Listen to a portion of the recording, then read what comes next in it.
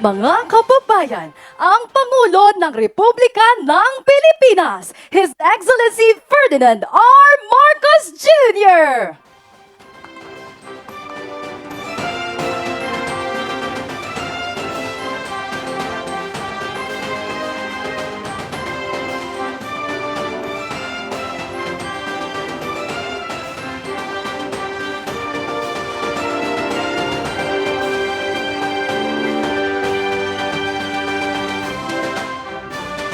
Ang ating Pangulo ay kasalukuyang binibigyan ng project briefing ng Department of Human Settlements and Urban Development Secretary Jose Rizalino Acuzar at National Housing Authority General Manager Joe Bentay.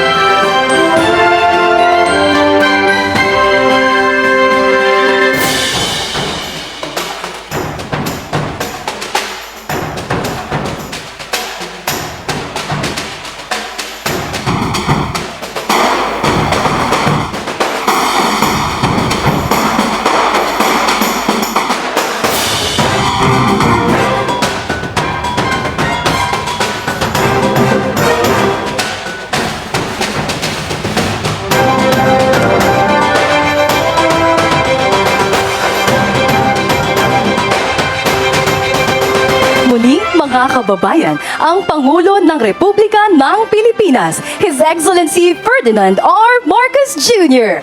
Magandang umaga po sa inyong lahat at welcome sa groundbreaking ng Syudad Kaunlaran Project Phase 2 dito sa Bacoor City, Cavite.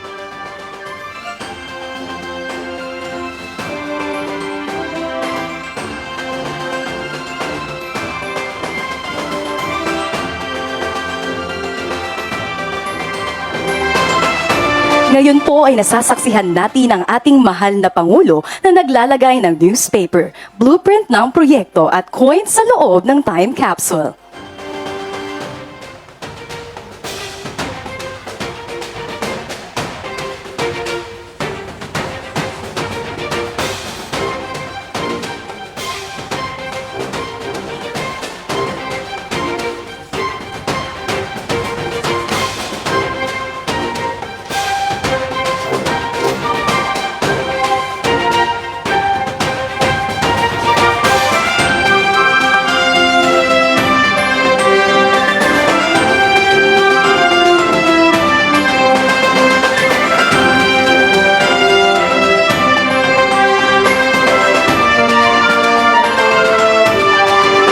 Ngayon naman po ay kasalukuyang isinasara na ang time capsule at ibababa ito ng ating mahal na Pangulo.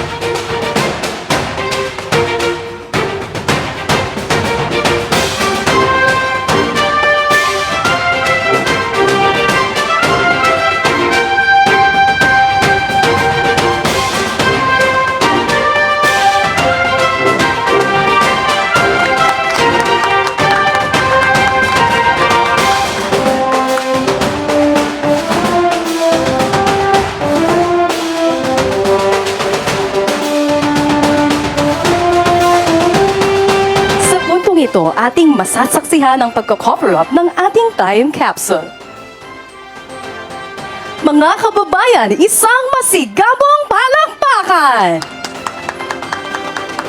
Ang proyektong ito ay bahagi ng programang Build Better More o BBM Housing ng pamahalaan. Nakatakdang maging tahanan nito ng 120 pamilyang naapektuhan ng Supreme Court Mandamus ruling sa paglilinis ng Manila Bay. Ang proyektong ito ay binubuo ng 2 low-rise buildings na may tigli-5 palapag at 60 units kada gusali. Maraming salamat po, mahal na Pangulo! Sa puntong ito, bibisitahin ng ating mahal na Pangulo ang mga model units sa Buildings 1 and 2 na itinayo sa ilalim ng Phase 1 ng proyekto. Maraming salamat po!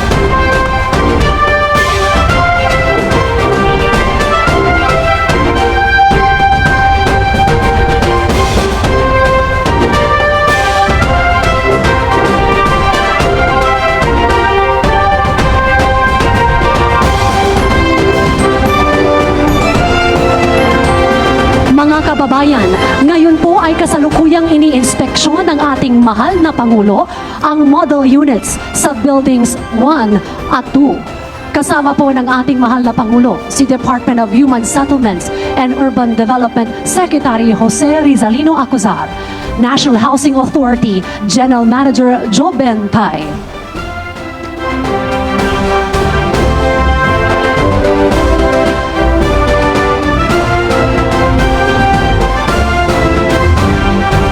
At kasama rin po ang iba pang mga opisyal ng ating gobyerno.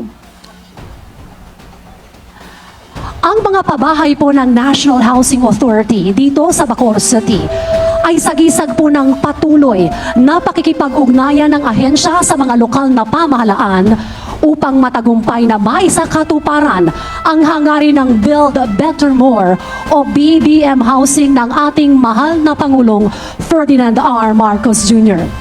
Layunin po ng BBM Housing o Build Better More Housing ang makapagpatayo ng mga sustainable na pabahay para sa ating mga kababayang informal settler families na naninirahan sa danger zones at apektado ng mga government infrastructure projects. Pati na rin po ang mga nasalanta ng kalamidad, indigenous peoples, mga dating rebelde, mga kawani ng pamahalaan at overseas Filipino workers o OFWs.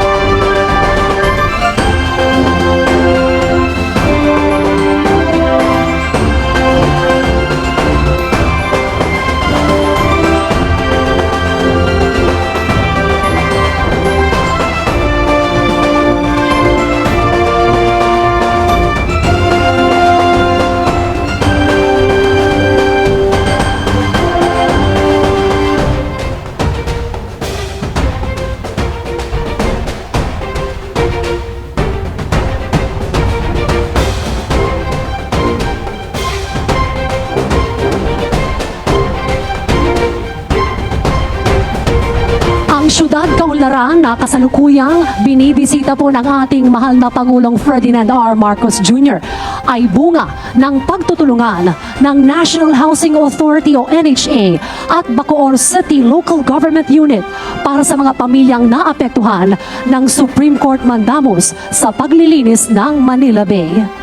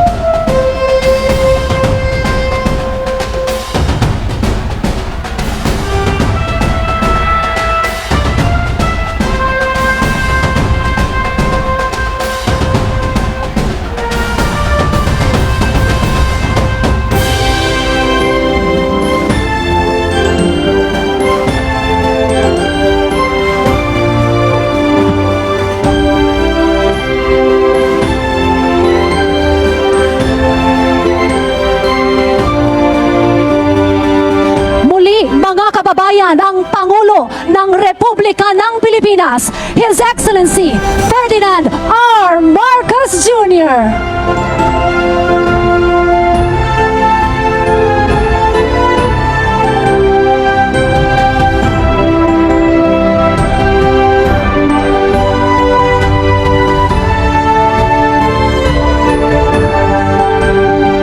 Maaari na po tayong umupo.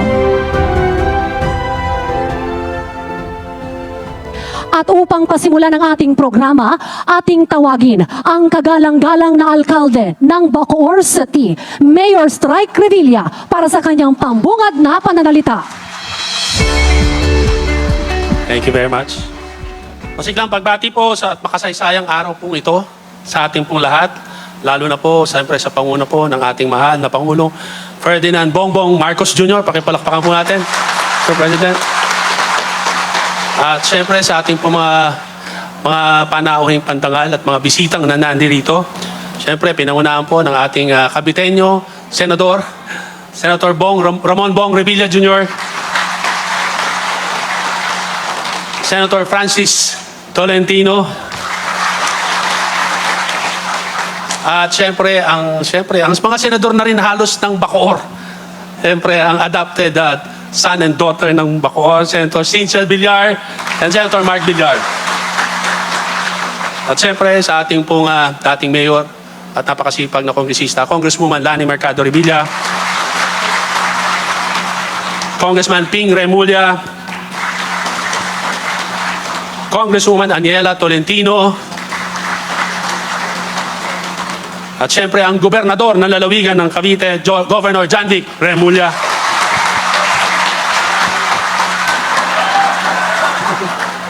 At syempre po, kapiling din po natin ang nangunguna sa pabansang pabahay program, si Secretary Jose Rizalino Acuzar. At syempre, ang ating pong mga kasama sa National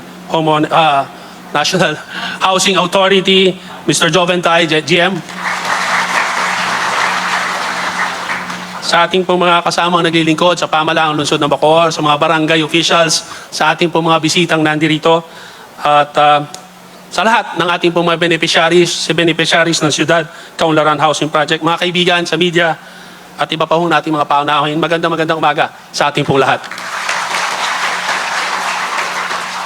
Welcome to the city of Bacoor, the marching band capital of the Philippines. Sa ating pong lungsod na kinilala sa mayamang kasaysayan at kultura at mga pagbabago tungo sa progreso. Taos-puso po ang aming pong nagpapasalamat ang inyong likod sa ngalan po ng pamalaang lungsod ng Bacoor, sa ating pong Pangulong BBM, para po sa Siyudad Kaunlaran Housing Project dito sa Barangay Molino 2, na nasa ilalim po ng community-based initiative approach ng National Housing Authority. Buo po ang ating suporta sa adhikain ng national government at ng ating pong mahal na Pangulo na makapagtayo ng 1 milyong low-cost housing units kada taon hanggang 2028. Nakakibat din po ang ating pong layuning makapagbigay ng disente at abot-kayang tirahan para sa ating pong mga Bacoreño. Sa ngayon po ay nasa 220 families na po ang magkakapagsimula sa bago na po nilang tahanan. At hindi po magtatagal ay mapupunan din po ang natitirang sa kabuuan po ng 540 units ng Siyudad Kaunlaran, Phase 2. Kasalukuyan po ay may 31,023 po tayong pamilya sa lungsod nang wala pa pong tirahan, na nangangarap ng mga katulad na mabibigyan sa araw pong ito.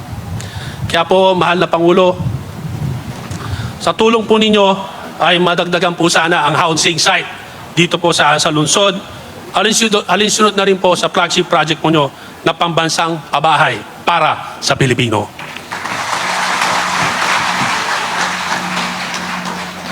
Noong pong nakaraang July 23, 2023, July 29, 2023, ay naisagawa po ang matagumpay ang plebisito ng lungsod para po sa barangay merging. Ang barangay merging po, ito po yung pagpasanib ng puwersa ng ating pong maliliit na barangay para makapagbigay ng maayos na serbisyo para po sa kanilang nasasakupan. Nakaukit na po ang Bacoor sa kasaysayan bilang kauna-unahang LGU sa lalawigan ng Cavite na nasa katuparan po ang barangay merging. Pangalawa po ito sa buong Pilipinas. Mula sa 73 barangay, ang Bacoor po ngayon ay nahahati sa 47 barangays na po. Hindi po naging madali po ito, pero ipinakita po natin kung gaano kahalaga ang political will. At sa awa po ng ating Panginoon, kaya po ng mga suporta ng ating pamamahal na Bacoreño, ay sa katuparan po natin ito. Ito po ay alinsunod din po sa mandato ng ating pong Pangulong BBM na palakasin ang mga barangay para sa kapakanan ng ating pong mga kababayan. sa ating po mga bagong lipat na mga residente ng Sinigwalasan na ngayon po ay Sinbanali. Ayan. At sa mga susunod na lilipat po dito sa Siyudad Kaunlaran, alagaan po ninyo ang bago ninyong tahanan na masasabi ninyong talagang inyo na. At muli, sa ngalan po ng pamahalaang lungsod ng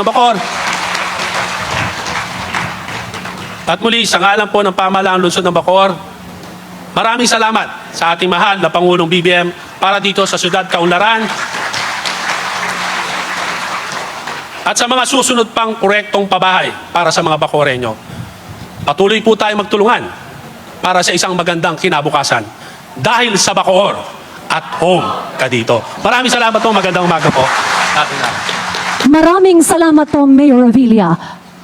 At ngayon po, ating tawagin si National Housing Authority General Manager Joe Bentay para sa kaniyang mensahe.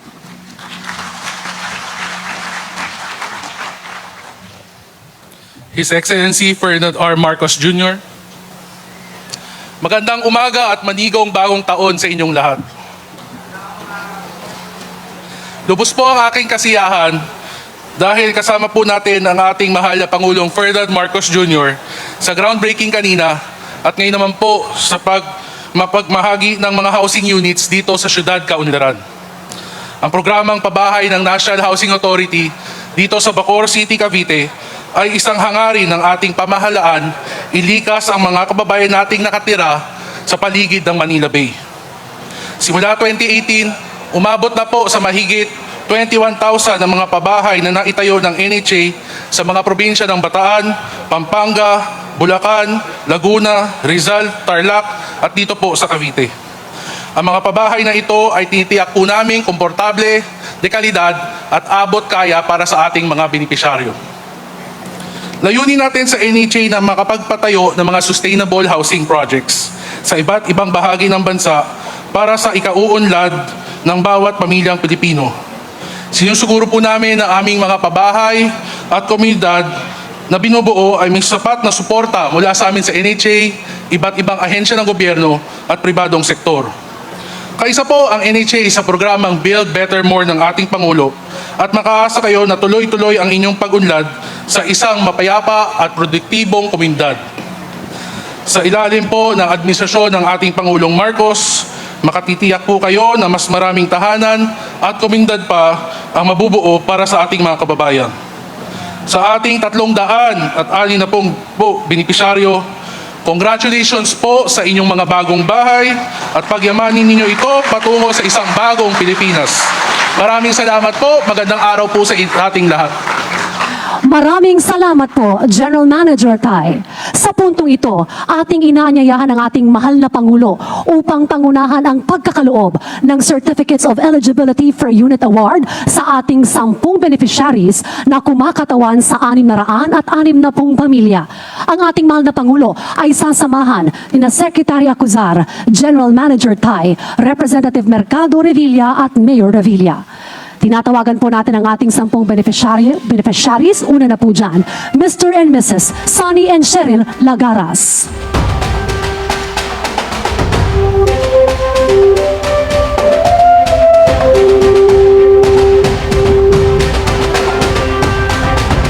Miss Eva Amak at Mr. Rohel Acol.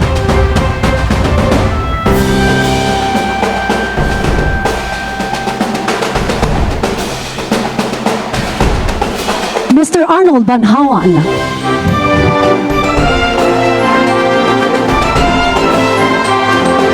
Mr. and Mrs. Rafael and Rowena Madrelijo.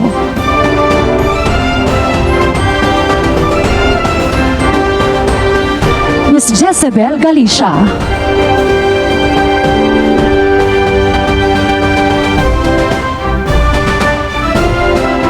Mr. and Mrs. Gilbert and Carmina Amaro.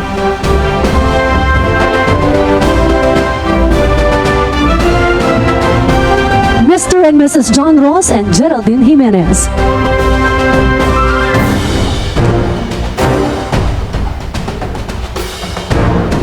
Mr. and Mrs. Rovi and Janet Maldos.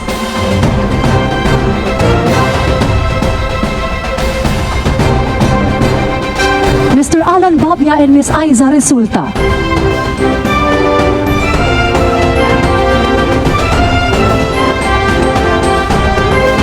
Mr. and Mrs. Joselito and Mirna Bedeño.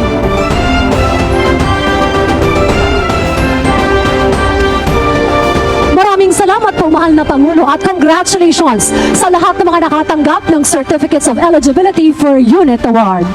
At sa punto pong ito, ating pong tawagin si Department of Human Settlements and Urban Development Secretary Acuzar upang ipakilala ang ating panauhing pandangal.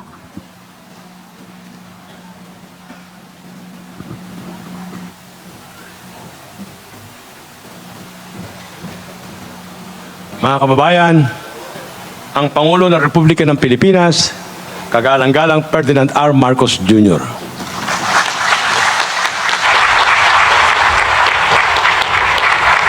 Maraming salamat sa ating Human Settlements and Urban Development Secretary Jerry Acuzar. Ang anak ng Cavite na ngayon ay nasa Senado, Senator Bong Revilla. Andito rin po ang ating mga ibang butihing senador. Nandito po si Senator Cynthia Villar, si Senator Mark Villar, Francis Tolentino, nandito po lahat. At ay inaalala nila masyado ang lungsod ng Bacoor. At kaya naman, napakagandang araw ito at napubuksan na natin ang mga ibang proyekto. The Cavite 2nd District Representative na inyong dating alkalde, Lani Mercado Revilla. Ito yung pagka pinapakilala ko, lahat humihiyaw. At hindi lang babae. Cavite Provincial Governor John Vic Remulla.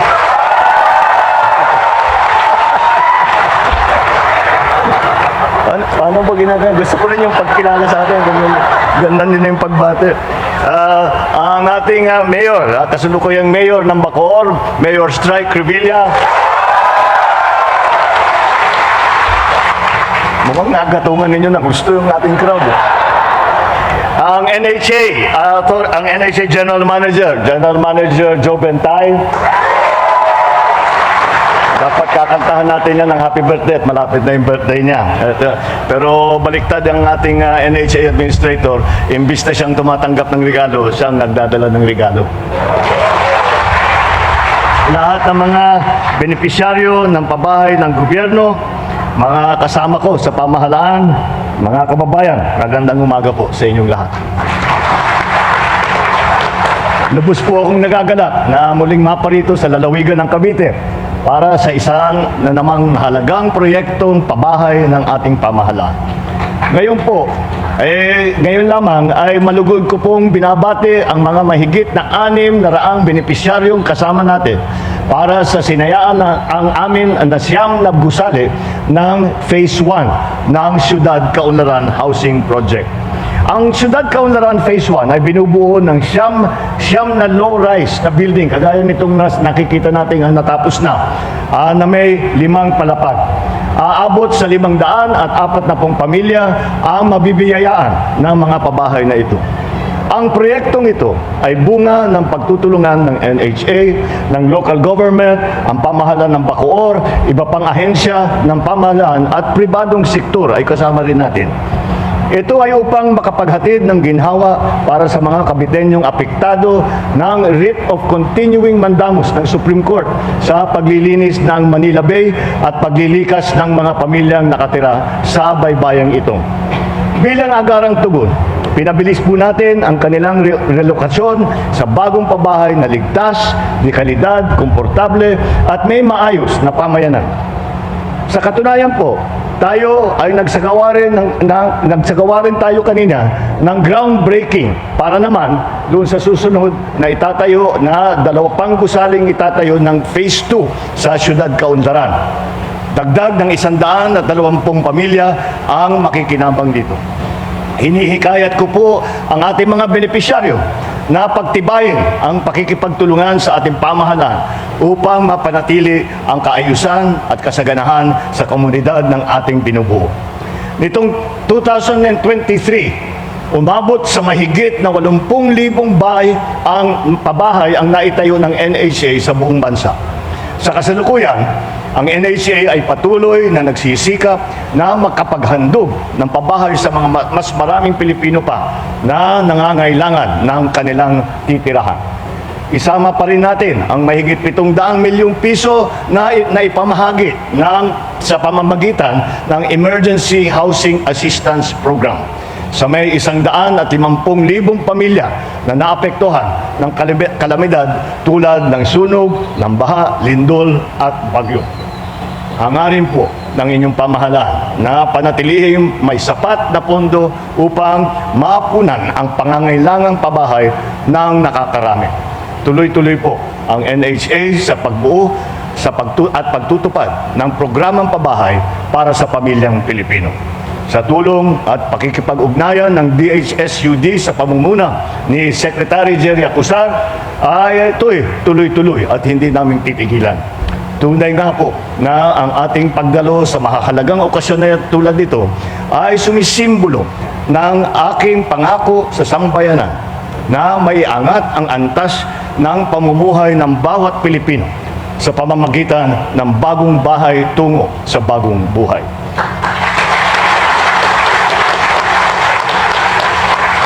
Itong siyudad Kaunlaran ay puno ng bagong pag-asa. Hindi lamang para sa mga benepisyaryo, ngunit para sa lahat ng makakakita ng tagumpay ng proyektong ito. Tinatawagan ko po ang lahat ng mga benepisyaryo na gamitin ang biyayang ito upang mapaunlad ang inyong mga buhay at matiyak ang magandang kinabukasan para sa inyo at para sa mga pamilya ninyo. Sigurado po ako na ang siyudad Kaunlaran at iba pang mga proyektong pabahay ng pamahalaan ay magiging daan natin tungo sa bagong Pilipinas na karapat-dapat para sa lahat ng ating mga mamamayan. Mabuhay po kayong lahat. Mabuhay ang bagong Pilipinas. Maraming salamat po. Happy New Year po. Magandang umaga po sa inyo lahat. Maraming salamat po, mahal na Pangulong Ferdinand R. Marcos Jr. At hinihiling po namin sa ating mahal na Pangulo na manatili po sa unahan ng entablado para sa ating photo opportunity. Tinatawagan po natin ang mga kinatawan ng NHA beneficiaries. Maaari na po kayong umakyat sa entablado. Ang second set naman po natin ay ang mga NHA officials, staff at mga miyembro ng Technical Working Group. Maaari na po kayong maghanda sa kanang bahagi po ng ating entablado. Salamat po. Sa ating pong mga NHA officials, staff at mga miyembro ng TWG, maaari na po tayong maghanda para sa set 2 ng photo opportunity. Salamat po.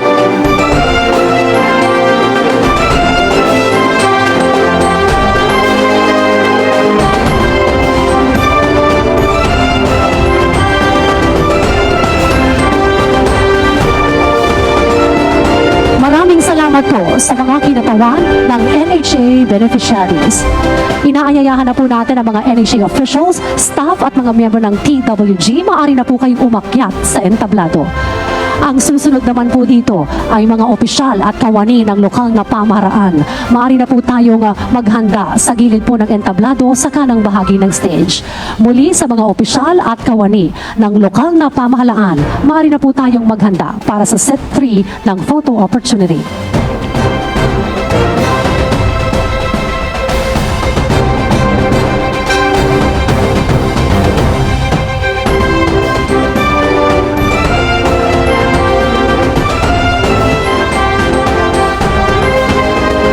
Salamat po sa ating mga NHA officials, staff at mga miyembro ng Technical Working Group.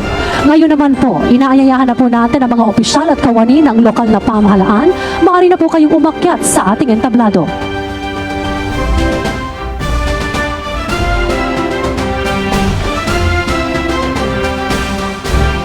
Ang susunod po dito sa ating set 4 naman ng photo opportunity ay ang ating pong mga panauhin mula po sa Kamara at Senado, ang ating pong mga congressman, congresswoman at mga senador.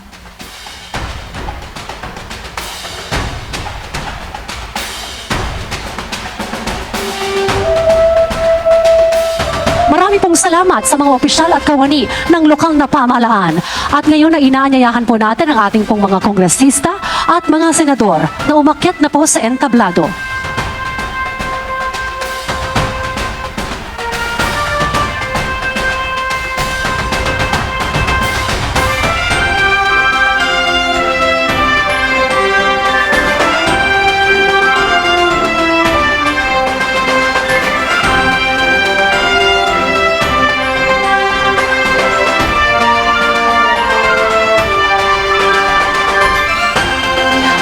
salamat po sa ating pong mga senador at kongresista.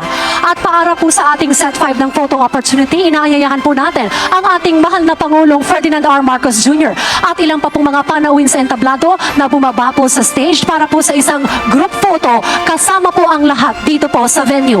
Kung maaari po tayong magsitayo para po sa photo opportunity ito kasama si Pangulong Ferdinand R. Marcos Jr.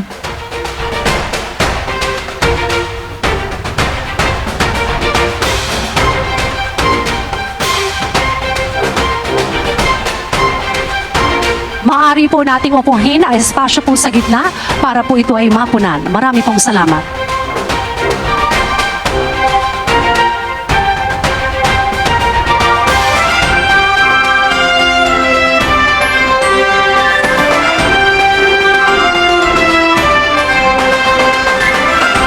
At dito na po nagtatapos ang ating programa.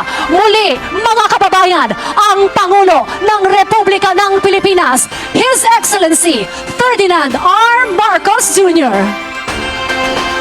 Inaanyayahan po ang lahat na manatili sa kani-kanilang kinauupuan habang ang Pangulo ay hindi pa po nakakaalis ng ating venue. Muli, maraming salamat po.